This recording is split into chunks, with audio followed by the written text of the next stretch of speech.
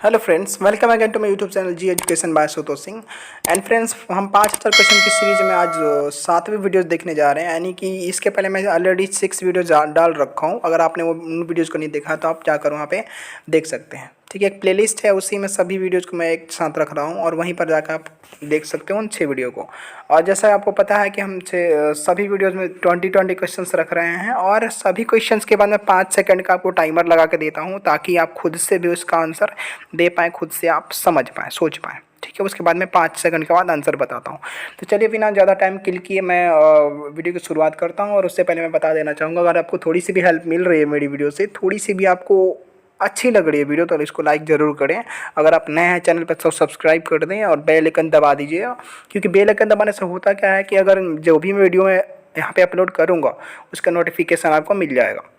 Okay, और जो भी आपके फ्रेंड्स हैं जिनको ज़रूरत है, जिनको बिल्कुल चाहिए इस तरह की वीडियोस, जिनको कुछ अच्छा करना, एग्ज़ाम्स में सफल होना है, तो उनको भी वीडियो आप शेयर कर सकते हैं।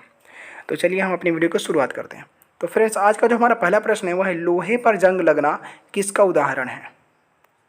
यानी लोहे पर जो जंग लगता है वो किसका उदाहरण है, किस रासायनिक क्रियाविधि का उदाहरण है?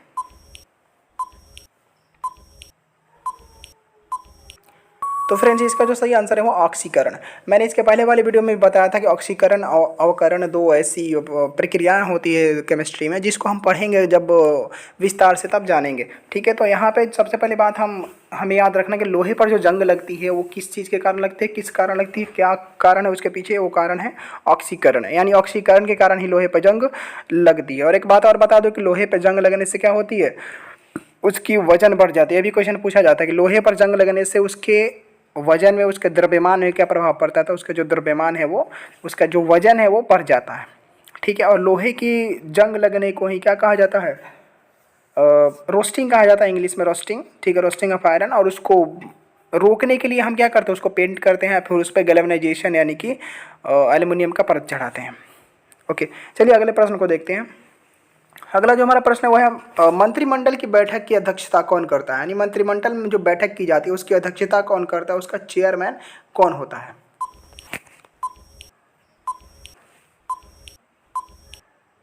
तो फ्रेंड्स, मंत्रिमंडल की जो बैठक होती है उसकी अध्यक्षता करते हैं प्रधानमंत्री। यानी कि हमारे देश के जो प्रधानमंत्री होते हैं, जो प्राइम मिनिस्टर होते हैं, उनके द्वारा ही मंत्रिमंडल की बैठकों की अध्यक्षता की जाती है। अगला हमारा प्रश्न है वो है, एंजियोस्पर्म के किस कुल से गन्ना संबंध रखता है? इसके पहले हमने देखा था कि एंजियोस्पर्म के किस कुल से नारियल संबंध रखता है। ये हमारा अगला दूसरा, मतलब उसी में का दूसरा प्रश्न है, दूसरे फल के बारे में है कि गन्ना जो है वो किस कुल से संबंध रखता है एंजियोस्पर्म के।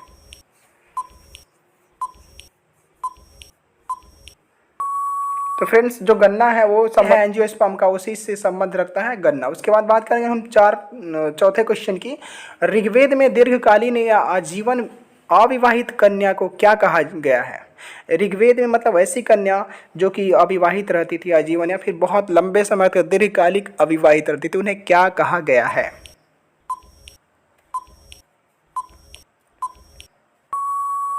तो फ्रेंड्स, उन्हें कहा गया अमाजू। यानी ऋग्वेद में ऐसी महिलाएं जो बहुत लंबे समय तक अविवाहित रहती थी या फिर आजीवन भी अविवाहित रहती थी, उन्हें कहा गया है अमाजू। अगले प्रश्न की बात करेंगे, ग्रीन पीस इंटरनेशनल का मुख्यालय कहाँ स्थित है? ग्रीन पीस इंटरनेशनल का मुख्यालय कहाँ स्थित है?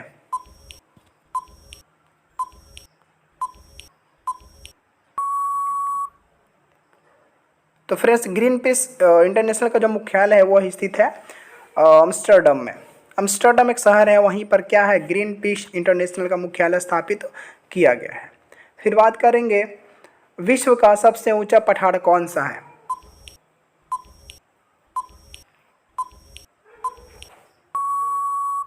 तो फ्रेंड्स, विश्व का सबसे ऊंचा जो पठार है वो है तिब्बत का पठार। यानी तिब्बत का पठार जो है विश्व का सबसे ऊंचा पठार है, इसी कारण उसे दुनिया का छत भी कहा जाता है। अगला हमारा प्रश्न है वो है, Shane Warne century my top 100 test cricketers किसकी लिखी पुस्तक है? Shane Warne century my top 100 test cricketers किसकी लिखी हुई पुस्तक है?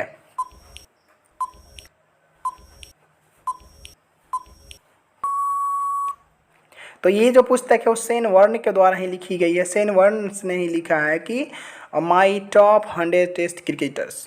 उसके बाद बात करेंगे अगले प्रश्न की, जो है भारत में पहली कृषि जनगणना किस वित्तीय वर्ष में हुई? भारत में पहली कृषि जनगणना किस वित्तीय वर्ष में हुई थी?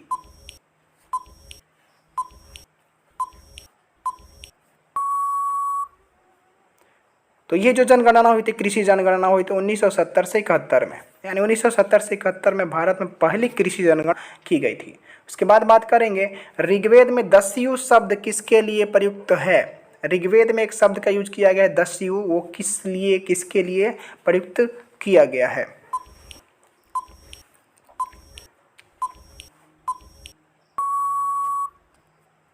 तो फ्रेंड्स ये किया गया है अनार्यों के लिए। अनार्य का मतलब जो आर्य नहीं थे।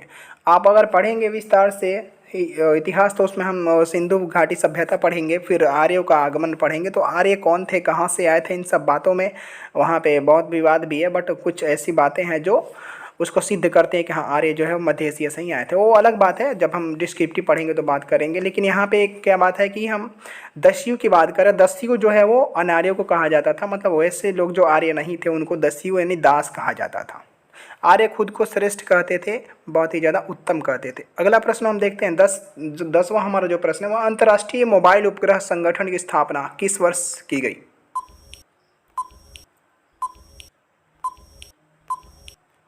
तो ये की गई थी 1979 यानी कि 1979। 1979 जो साल था, जो ईयर था, उसी समय अंतर्राष्ट्रीय मोबाइल उपग्रह संगठन की स्थापना की गई थी। उसके बाद बात करेंगे, एक आदमी 5 केजी का एक सूटकेस पकड़े है तो उसके द्वारा किया गया कार्य कितना होगा?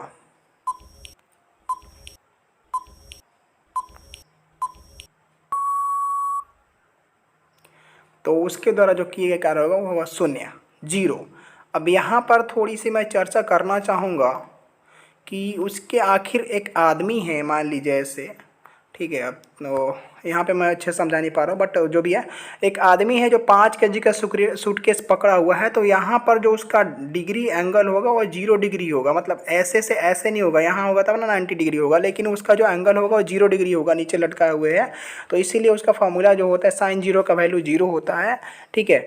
तो बस याद रखना है कि कोई भी आदमी, जैसे मान लीजिए कुली आपका सामान अगर ढो रहा है तो वो तो मेहनत उसको लग ही रहा है, लेकिन अगर बात करेंगे कि वो उसके द्वारा कार्य कितना किया गया, तो अगर इसमें हम मैथमेटिकल टर्म में देखते हैं, अगर फिजिक्स के माध्यम से देखते हैं, तो यहाँ पर उसका कार्य 0 होता है।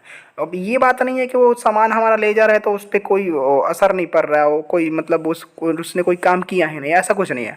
बट यहाँ पे जो मैथमेटिकल टर्म है, जो हमारा साइंस के माध्यम से जो आता है, वो होता है कि जब भी हम सर पे सामान लेके जाते हैं, हाथ में लटकाए हुए होते हैं, तो वहाँ पे जो एंगल बनता है वो 0 डिग्री का बनता है, साइन 0 डिग्री का वैल्यू 0 होता है, ठीक है। तो जो हमारा कार्य होता है वो 0 होता है, 0 होता है। उसके बाद हम बात करेंगे, यदि राष्ट्रपति यह चाहता है कि किसी बात पर मंत्रिपरिषद विचार करे तो वह इसकी सूचना किसे देता है? यानी कि राष्ट्रपति को अगर यह महसूस होता है, अगर वो चाहता है किसी बात पर मंत्रिपरिषद क्या करे, विचार करे, कंसीडर करे फिर से, तो वो इसकी सूचना किससे देता है?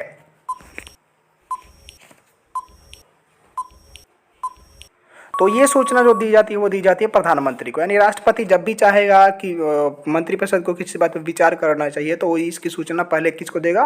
प्रधानमंत्री को देगा। अगले प्रश्न की बात करते हैं, किसी गैस का अणुभार उसके वाष्प घनत्व का कितना होता है? किसी गैस का अणुभार उसके वाष्प घनत्व का कितना होता है?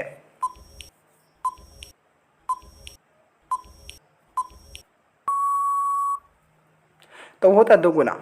देखिए हम, मैं यहाँ पे जो भी बात बता रहा हूँ वो क्वेश्चन वन लीनियर क्वेश्चन है, तो यहाँ पे याद रखना है। अब जब भी हम डिस्क्रिप्टिव पढ़ेंगे तो इन सब वाष्प भार क्या होता है, अणुभार क्या होता है, वाष्प घनत्व क्या होता है, सबके बारे में हम पढ़ेंगे। तो हमें याद रखना है किसी गैस का जो अणुभार होता है उसके वाष्प घनत्व का 2 गुना होता है, डबल होता है। उसके बाद बात करेंगे गोपथ ब्राह्मण। बहुत सारी ऐसी ब्राह्मण है, सतपथ ब्राह्मण, गोपथ ब्राह्मण, ठीक है। तो गोपथ ब्राह्मण किस वेद से संबंधित है? जो गोपथ ब्राह्मण है वो किस वेद से संबंधित है? चारों वेद में से।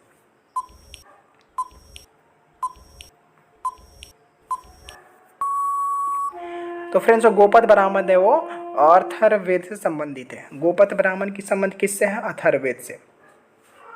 उसके बाद बात करेंगे, मानकीकरण के लिए अंतर्राष्ट्रीय संगठन की स्थापना किस वर्ष की गई। मानकीकरण के लिए अंतर्राष्ट्रीय संगठन की स्थापना, मानकीकरण यानी कि जो यूनिट होता है ना हमारे ऐसे यूनिट वगैरह, उसकी बात की जा रही है। ठीक है, तो मानकीकरण के लिए किसी चीज़ का मानक निर्धारण करने के लिए अंतर्राष्ट्रीय संगठन की स्थापना किस वर्ष की गई?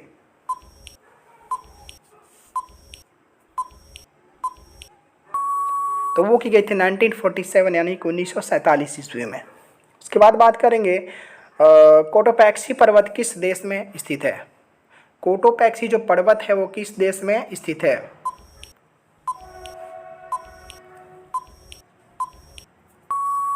तो ये स्थित है इक्वाडोर में।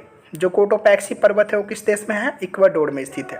उसके बाद बात करेंगे एक कोशिकीय जीवों का अध्ययन सर्वप्रथम किस वैज्ञानिक ने किया? एक कोशिकीय जीव जो होते हैं उनका अध्ययन सर्वप्रथम किस वैज्ञानिक ने किया?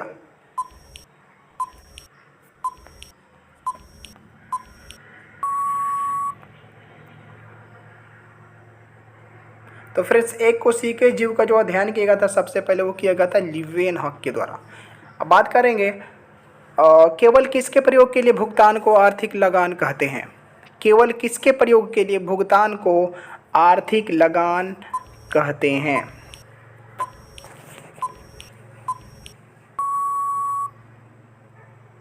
तो ये कहते हैं भूमि के प्रयोग के लिए। जब भी भूमि के लिए प्रयोग किया जाना होगा तो हम क्या कहेंगे? जब भी हमें इसके लिए प्रयोग किया जाना हो भूटान को तो उसको क्या कहा जाएगा? आर्थिक लगान कहा जाएगा। उसके बाद 19th क्वेश्चन जो है वो है इल्तुतमिश के राज दरबार में किस इतिहासकार को संरक्षण मिला था? यानी इल्तुतमिश ने किस इतिहासकार को संरक्षण दिया था अपने राज दरबार में?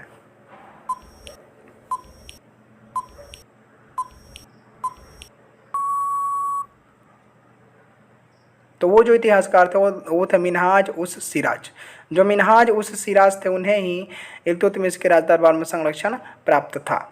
अगला और हमारा आज का आखिरी प्रश्न है मानकीकरण के लिए अंतर्राष्ट्रीय संगठन का मुख्यालय कहाँ स्थित है? अभी हमने देखा था मानकीकरण के लिए अंतर्राष्ट्रीय संगठन की स्थापना कब की गई थी, तो वो 1947 में। यहाँ पे पूछा जा रहा है कि उसका मुख्यालय कहाँ पर है? तो वो है जेनेवा में, जो कि स्विट्जरलैंड में है। ठीक है, जेनेवा स्विट्जरलैंड में हो जो है जेनेवा जगह है, शहर है, वहीं पर मानकीकरण के लिए अंतर्राष्ट्रीय संगठन का मुख्यालय स्थित है। सो फ्रेंड्स ये था आज का हमारा आखिरी प्रश्न और इसी के साथ हमारा आज का वीडियो समाप्त होता है। और इसी तरह से हम आज 7वीं सीरीज को कंप्लीट किए। इसी तरह से हम पूरे 5000 क्वेश्चन को कंप्लीट करेंगे। तो thank you so much for watching.